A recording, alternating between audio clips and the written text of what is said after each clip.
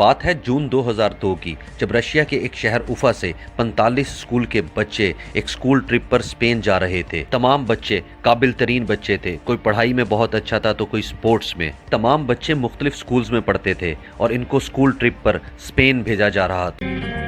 ان تمام بچوں نے ٹرین کے ذریعے رشیا کے شہر اوفا سے ماسکو جانا تھا اور پھر ماسکو سے بائی ایئر انہوں نے اسپین جانا تھا۔ یہ جہاز رشیا کی بشکیرین ایئر لائن کا جہاز تھا۔ اس جہاز میں تقریباً 60 کے قریب مسافر سوار تھے۔ اس جہاز میں 45 بچے سوار تھے اور اس کے علاوہ اس میں 5 پائلٹس بھی موجود تھے۔ جہاز کے پائلٹ کا نام الیگزینڈر تھا۔ رات کا وقت ہو چکا تھا اور یہ جہاز اڑنے کے لیے بالکل تیار تھا۔ اس وقت رات کے 11 بج چکے تھے۔ یہ جہاز اسپین کی طرف فلائی کر گیا۔ فلائٹ بالکل سموتھ چل رہی تھی اور بچے جہاز میں بہت زیادہ خوش تھے۔ یہ جہاز اب جرمنی اور سوئٹزرلینڈ کے بارڈر کے اوپر سے گزر رہا تھا، لیکن اچانک پائلٹس کو اپنی سکرین پر ایک جہاز ان کے قریب آتا ہوا نظر آیا۔ آہستہ آہستہ یہ جہاز ان کے قریب آ رہا تھا، لیکن پائلٹس کو اس بات کا اندازہ نہیں تھا کہ یہ جہاز اسی اونچائی پر اڑ رہا ہے جس اونچائی پر ان کا جہاز اڑ رہا ہے۔ دونوں کی اونچائی 36,000 فیٹ تھی۔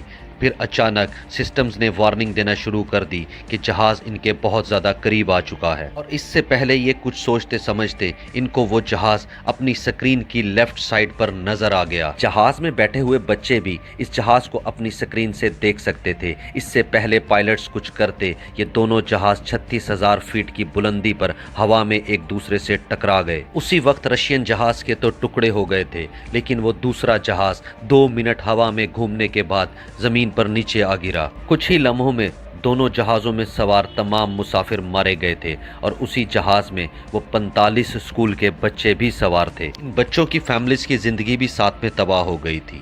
دوسری طرف دوسرا جہاز ایک کارگو پلین تھا جو اٹلی سے بیلجیم کی طرف سامان لے کر جا رہا تھا۔ اس جہاز میں صرف 2 پائلٹس موجود تھے اور جہاز کے پائلٹ کا نام پال فلپس تھا۔ ایک ہی راستے یا روٹ پر اڑنے والے جہاز مختلف اونچائیوں پر اڑتے ہیں تاکہ ہوا میں یہ ٹکرا نہ جائیں۔ ایک جہاز دوسرے جہاز سے ہوا میں تقریباً 1000 فیٹ اوپر یا نیچے اڑ رہا ہوتا ہے، لیکن اس کیس میں ایسا نہیں تھا۔ یہ دونوں جہاز ایک ہی اونچائی پر یعنی 36,000 فیٹ پر اڑ رہے تھے اور اسی وجہ سے یہ دونوں آپس میں ٹکرا گئے۔ اب اس کیس کی انویسٹیگیشن شروع کر دی گئی تھی۔ ایک آدمی یہ حقیقت جانتا تھا اور وہ آدمی تھا ٹریفک کنٹرولر۔ اس ٹریفک کنٹرولر کا نام تھا پیٹر ولسن اور یہ اسی کی ڈیوٹی تھی کہ یہ دونوں جہازوں کو مختلف اونچائیوں پر اڑنے کا کہتا اور پہلے ہی پائلٹس کو آگاہ کر دیتا، لیکن اس سے پہلے اس کو پتا چلتا کہ یہ دونوں جہاز ٹکرانے والے ہیں بہت دیر ہو چکی تھی۔ یعنی کہ مسئلہ ان دونوں جہازوں میں یا ان کے پائلٹس کے ساتھ نہیں تھا، مسئلہ اس زمین پر موجود ٹریفک کنٹرولر پیٹر ولسن کے ساتھ تھا۔ یہ اسٹیشن سوئٹزرلینڈ میں موجود تھا۔